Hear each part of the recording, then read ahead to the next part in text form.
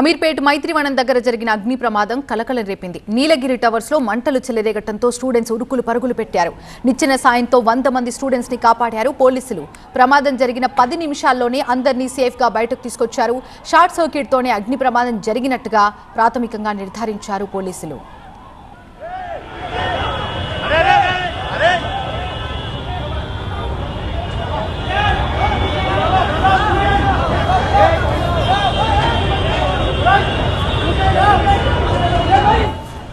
అగ్ని ప్రమాదం జరిగిన అమీర్పేట్ నీలగిరి టవర్స్ లోపల పరిస్థితి ఏ విధంగా ఉందో మా సీనియర్ కరెస్పాండెంట్ వాసు ఎక్స్ప్లెయిన్ చేస్తారు. వాసు,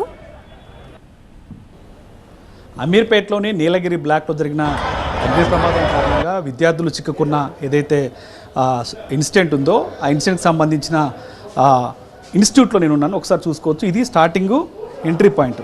సో ఇక్కడి నుంచి ఏ విధంగా వెళ్తుంది, లోపలికి ఎలా ఉంది సిచ్యువేషన్ అనేది ఒకసారి మీరు చూపించే ప్రయత్నం చేస్తున్నాం. ఇన్స్టిట్యూషన్ మెయిన్ డోర్ అది. సో అక్కడి నుంచి విద్యార్థులందరూ కూడా ఈ క్యాబిన్స్లో వాళ్ళంతా కూడా కోచింగ్ తీసుకుంటున్న సిచ్యువేషన్ అయితే మనకు కనిపిస్తుంది. ఇప్పుడు విద్యార్థులంతా ఎవరు లేరు, ఎందుకంటే బయటికి తీసుకెళ్లారు. చూసుకోవచ్చు, ఒక్కొక్క క్యాబిన్ చాలా కంజెస్టెడ్గా ఉంది. ఎందుకంటే లోపలికి వెళ్ళాలంటే అక్కడ బయటని ఇక్కడ లోపల ఉన్న వాళ్ళు బయటికి వెళ్ళాలంటే ఆ చివరి దాకా వెళ్ళాలి. సో అందుకని విద్యార్థులు వెంటనే అక్కడ ఫైర్ ఒకసారి ఇన్సిడెంట్ జరగగానే వాళ్ళందరూ ఒకసారిగా భయభ్రాంతికి గురయ్యారు. చూసుకోవచ్చు, విద్యార్థులు కూర్చున్న కుర్చీలు సిస్టమ్స్ అన్నీ కూడా చల్లా చెదురుగా ఉన్నాయి. ఎట్టుకట్టుకి వాళ్ళు వెంటనే భయభ్రాంతికి గురై వెంటనే బయటికి పరుగులు పెట్టారు. పరుగులు పెట్టి ఇక్కడ మీకు చూస్తున్నాను, ఒకసారి చూసుకోవచ్చు సిచ్యువేషన్ మొత్తం కూడా ఎలా ఉందో ఇక్కడి నుంచి. ఎందుకంటే ఇది బయట బాల్కనీ పాయింట్గా ఉంది. సో బయటికి ఈ విధంగా వచ్చి సో ఇక్కడి నుంచి ఎక్కడైతే హోర్డింగ్స్ ఉన్నాయి మీరు చూసుకోవచ్చు. ఎందుకంటే బయట బాల్కనీ దగ్గర కూడా హోర్డింగ్స్ ఉన్నాయి.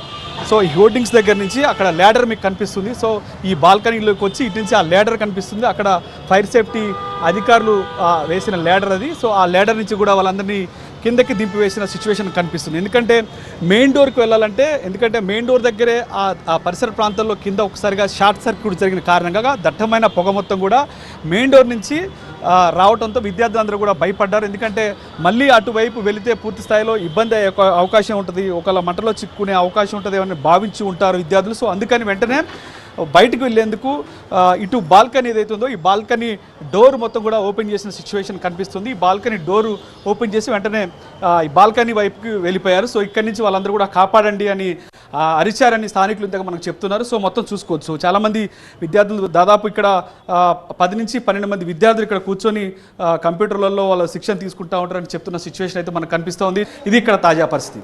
కెమెరా పర్సన్ యూషఫ్తో Vasu, TV9 Hyderabad. Commercial complex లు, పాత బిల్డింగ్స్ లో జాగ్రత్త చర్యలు చేపట్టాలని ప్రభుత్వాన్ని, అధికార యంత్రాంగాన్ని కోరారు బీఆర్ఎస్ ఎమ్మెల్యే తలసాని శ్రీనివాస్.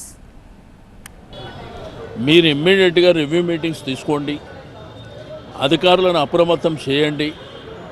రెండోది, కమర్షియల్ ఏరియాస్ ఉన్నాయి కానీ లేకపోతే పాత బిల్డింగ్స్ కానీ పాత కమర్షియల్ స్ట్రక్చర్ కానివ్వండి, వాళ్ళ ప్యానల్ బోర్డు ప్రాపర్గా ఉన్నదా లేదా, కరెంటు సప్లై ప్రాపర్గా ఉన్నదా లేదా, వైర్స్ ఏమైనా కట్టింగ్స్ ఉన్నాయా లేదా, ఈ ప్రికాషన్స్ అన్నీ మీరు ఎప్పటికప్పుడు జాగ్రత్తగా తీసుకోవాల్సినటువంటి అవసరం ఉన్నది. ఎందుకంటే ప్రజలు అరచేతిలో ప్రాణాలను పెట్టుకొని ఎప్పుడేమవుతుందో జరిగే పరిస్థితి మీద ఇబ్బంది పడుతున్నటువంటి సందర్భం. ఇక్కడ ఏంటంటే సంజీరెడ్డి నగర్ కానీ అమీర్పేట ప్రాంతం కానీ ఈ మైత్రివనం ప్రాంతంలో విపరీతమైనటువంటి జనసాంద్రం ఉంటుంది. ఇక్కడ చదువుకునేటువంటి పిల్లలు ఎక్కువ సంఖ్యలో ఉంటారు. ఎవరికి ఏమన్నా ప్రమాదం జరిగితే అల్టిమేట్గా బాధ్యత వహించవలసింది ప్రభుత్వమే అనేటువంటి విషయాన్ని మరి ప్రభుత్వం గుర్తుపెట్టుకోవాలి.